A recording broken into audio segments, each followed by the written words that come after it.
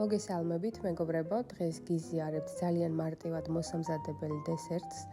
ამისთვის დაგვჭირდება 3 კვერცხის ცილა, კარგად უნდა გავთქვიფოთ, გათეთრებამდე, შემდეგ უნდა დავუმატოთ სურვილის შემთხვევაში 1 სუფრის კოვზი შაქარი, რომ ცოტაოდენი სითბო ქონდეს.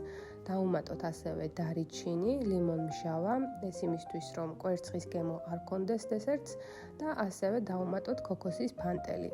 კარგად უნდა გადაურიოთ, უნდა გამოვიდეს სქელი მასა. შემდეგ საცხო ფორმაზე დავალაგოთ ვაფლის ფირფიტები და კოვზით მივცეთ ფორმა.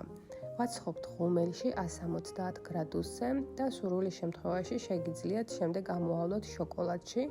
გამოდის ძალიან ხრაშუნა და გემრიელი დესერტი. მადლობა რომ მიყურეთ.